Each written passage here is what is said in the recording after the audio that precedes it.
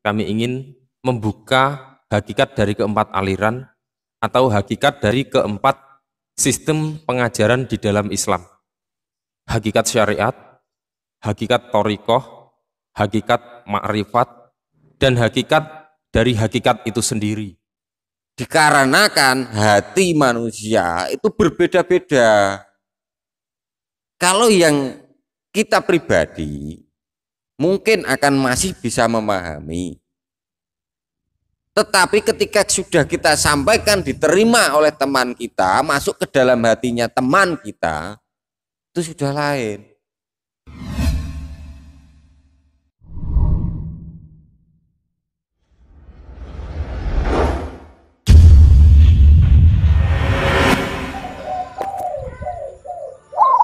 Assalamualaikum warahmatullahi wabarakatuh. Waalaikumsalam warahmatullahi wabarakatuh. Alhamdulillah wa syukurillah para sahabat semua. Pada kesempatan video kami kali ini, kami ingin membuka hakikat dari keempat aliran atau hakikat dari keempat sistem pengajaran di dalam Islam. Hakikat syariat, hakikat thariqah, hakikat ma'rifat, dan hakikat dari hakikat itu sendiri. Ya, alhamdulillah. Yang pertama-tama kita akan perlihatkan atau kita akan buktikan bahwa syariat, thariqah, hakikat dan ma'rifat itu tidak berseberangan. Kenyataannya Rasulullah itu keempat-empatnya memiliki. Kenal Tuhan paling kenal, hatinya paling baik, manusia yang terbaik, dan jalan syariatnya, ibadahnya, beliau itu paling banyak. Dan secara hakikat beliau itu memang hakikat hakikat rahmatan lil alami, itulah Islam. Setiap pengetahuan kita tentang Allah ketika kita turunkan lagi ke dalam hakikat, maka itu sudah tidak lagi dikatakan itu Allah gitu loh. Jadi Allah kalau sudah turun di dalam atau makrifat itu sendiri, pengertian kita terhadap Allah itu kalau kita turunkan itu tidak lagi itu yang sejati. Kalau apalagi kalau sampai di hati itu sudah berubah terus, berubah sama sekali. Dikarenakan hati manusia itu berbeda-beda. Kalau yang kita pribadi mungkin akan masih bisa memahami. Tetapi ketika sudah kita sampaikan, diterima oleh teman kita, masuk ke dalam hatinya teman kita, itu sudah lain. Sudah sangat lain. Dan thariqah ketika kita turunkan lagi ke dalam perilaku atau syariat itu sendiri, itu sudah berubah juga total. Terkadang saya merenung begini, niat saya kepengen bersedekah ke masjid, tetapi di perjalanan saya ketemu teman, ibunya meninggal. Syariat saya berubah, tetapi niat saya dapat. Jadi antara syariat, thariqah, hakikat, makrifat tidak bisa dipergunjingkan, diperdebatkan. Dan itu tidak boleh, kata Rasulullah, tidak boleh. Karena perbedaan hati, pemikiran, dasar keimanan, hakikat itu sendiri dari manusia-manusia yang lain. Jadi ketika semuanya dikatakan hakikat, apa adanya, perang dunia ini. Jadi tidak boleh. Tapi kenapa orang yang mengatakan, oh ajaran ini masih rendahan. Kenapa kalau dia tidak berani mengeluarkan statement itu di media sosial biar dia dibully ataupun orang masyarakat luar marah, para kiai marah. Kita harus punya adab. Kalau sudah diturunkan itu lebih bisa diterima, diturunkan lagi bisa diterima lagi.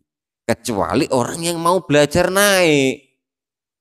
Kalau dia sudah mau belajar ke hati, tidak boleh juga merendahkan yang belajarnya lahiriah, sholatnya syariat saja, bukan dengan hatinya ikut sholat.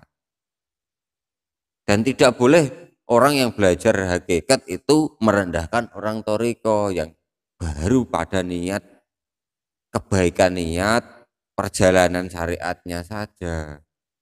Tetapi dia harus lebih memahami karena sudah naik ke level hakikat, bahkan sudah mengerti makrifat atau kenal dengan Tuhan itu sendiri.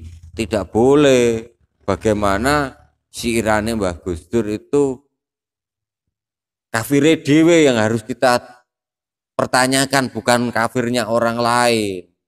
Ya, kurang lebihnya insya Allah itu akan membuat biarlah yang syariat tetap syariat, yang torikoh, yang mau belajar ke torikoh kita ajarkan, yang mau ke hakikat juga kita ajarkan. Tetapi ajaran hakikat tidak hanya boleh bisa di-share saja.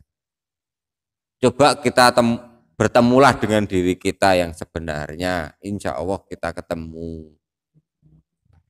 Kita bisa kok di komunikasi lewat batin bisa. Nanti akan ketemu juga, karena yang namanya hakikat itu tidak terbatas lahiriah atau di dunia ini saja. Dan itu lebih luas lagi. Jadi bolehlah sahabat-sahabat sejati yang mungkin ingin kontak batin dengan kami, silahkan saya, kita semua terbuka, dan suatu saat Anda semua akan mengetahui jawaban pertanyaan-pertanyaan hakikat yang jenengan tanyakan, tetapi jangan ditanyakan di eranya yang lebih luas ini, jangan. Kenapa? Kita jarang nge-share tentang ritual ataupun semacam dzikir wirid ya, dzikir wirid di channel kita, karena yaitu tadi, kalau dia ingin tahu yang lebih dalam ya biar komunikasi dalam, itu saja, kurang lebihnya seperti itu. Ya, alhamdulillah, terima kasih untuk pencerahannya para sahabat semua. Sebagai orang yang betul-betul sadar, marilah kita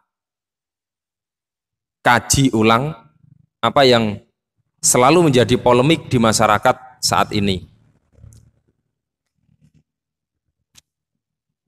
Di dalam syariat, kita diperintahkan untuk melaksanakan aturan-aturan sesuai dengan yang sudah ada.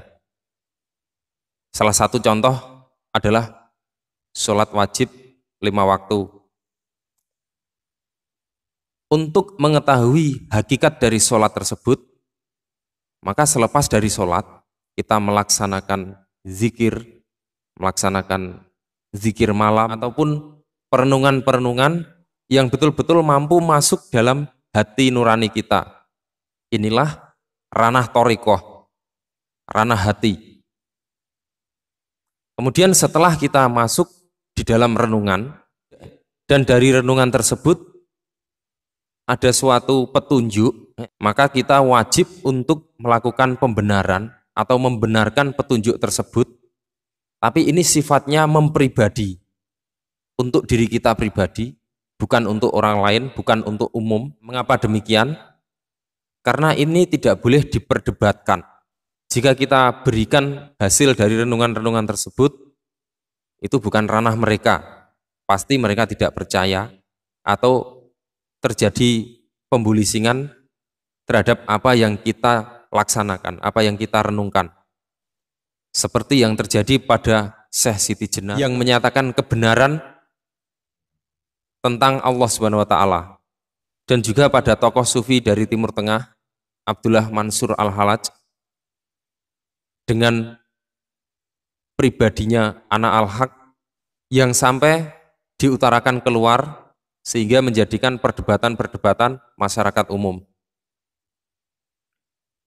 Orang yang sudah paham dengan hakikat dan masuk ke dalam makrifat, maka tidak akan lagi memperdebatkan hal-hal tersebut, melainkan mengajarkan, menurut makom masing-masing. Seperti tokoh yang satu ini, Kanjeng Syekh Abdul Qadir Al-Jailani, beliau tahu tentang hakikat, tentang semua yang tergali di dalam Islam, tapi beliau mampu mengkondisikan sehingga nama beliau mampu hidup di seluruh lapisan di dalam Islam.